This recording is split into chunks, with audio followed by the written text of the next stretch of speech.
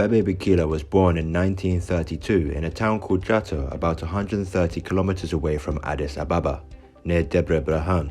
His parents were Wezero Wuddinesh Memburu and Ato Bikila Demensi. According to the tradition of his neighborhoods, he spent most of his childhood as a shepherd and a student. At the age of 12, he completed the traditional quest schooling.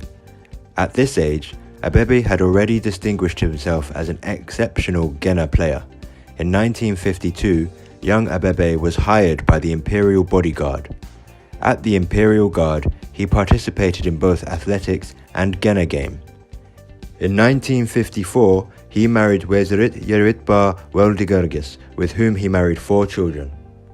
Abebe spent a number of years with the Imperial Guard before he distinguished himself as a fine athlete. His defining moment came when once he was watching a parade of Ethiopian athletes who had then participated in the Melbourne Olympics. Looking at these athletes who were wearing a sports outfit with the name Ethiopia written at the back, he asked who they were. When told that they were athletes who represented Ethiopia in the Olympics, he was determined to be one of them. In 1956, at the age of 24, Abebe participated in the National Armed Forces Championships.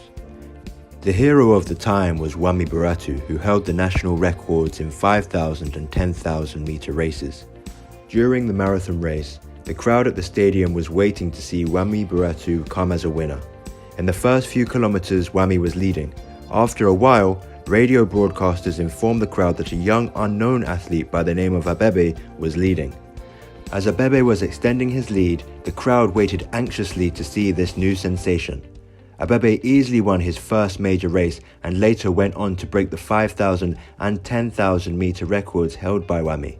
With this impressive result, Abebe qualified for the Rome Olympics. Finally, Abebe's dream of wearing that sport outfit with Ethiopia's name written on the back was realized. Abebe's race in the Rome Olympics is what established him as a legend, bigger than life, and a household name all over the globe. Not only did he win the race, but also set a new world record at 2 hours, 16 minutes and 2 seconds. He was also the first African to win an Olympic medal. Commenting on why he ran barefoot, Abebe said, "I wanted the world to know that my country, Ethiopia, has always won with determination and heroism."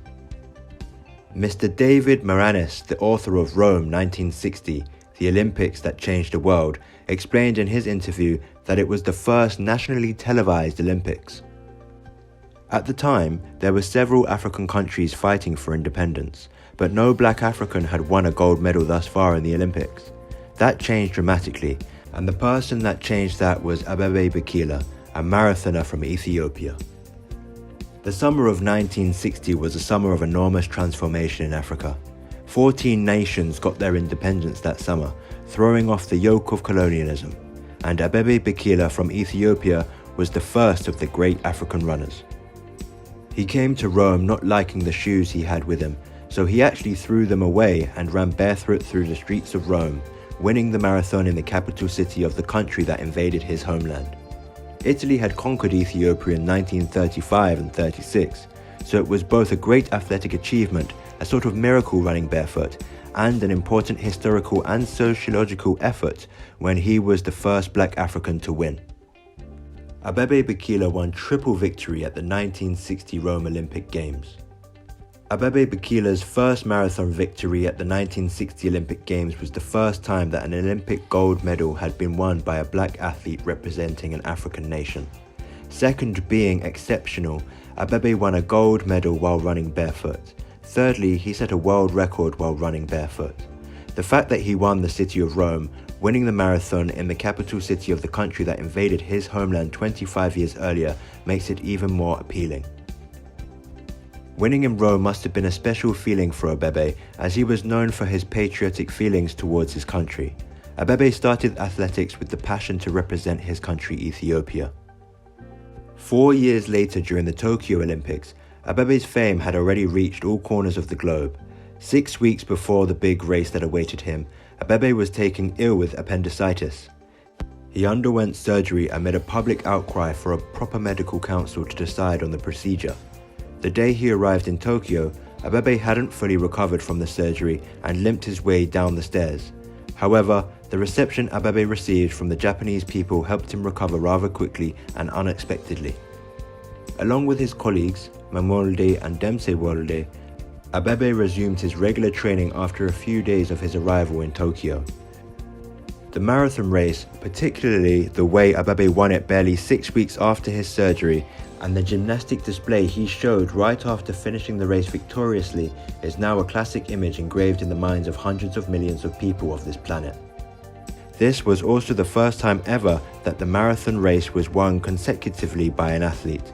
The new record of 2 hours 12 minutes and 11 seconds that Abebe set was also an icing on a cake for this remarkable race. Abebe trained hard for the Mexico City Olympics of 1968. Unfortunately, he had to withdraw from the race after running 15 kilometers due to bad health. His compatriot Mamolde would later finish the race victoriously. Abebe had competed in more than 26 major marathon races in his illustrious athletic career. The World Championships he won in 1960 and 1962 deserve special recognition. In 1968, the legendary Abebe Bikila was involved in a car accident in the city of Shino, about 70 kilometers from Addis Ababa. That left him paralyzed the waist down. Over the next 9 months, he was treated both in Ethiopia and abroad in London. Emperor Haile Selassie paid a surprise visit to London to visit Ethiopia's injured athletic star Abebe Bikila in June 1969. Even while in wheels, Abebe's competitive spirit and desire to see his country's flag lifted high and proud helped him compete and win several races. In 1970, he participated in a 25-kilometer cross-country sled competition in Norway, where he won the gold medal. Again, in the same tournament, he won a similar 10-kilometer race where he was awarded a special plaque. The illustrious life of the legendary Abebe Bikila came to a tragic end in October of 1973, when he finally succumbed to a disease he had been battling for many months. This eternal Ethiopian hero was buried in the grounds of the St. Joseph Church in the presence of a huge crowd, and then Emperor Haile Selassie. Abebe Bikila is always remembered by Ethiopians up till now, and there are different songs and plays mentioning his name. Thank you for watching, and I hope to see you in our next video. Please like, share and subscribe for more.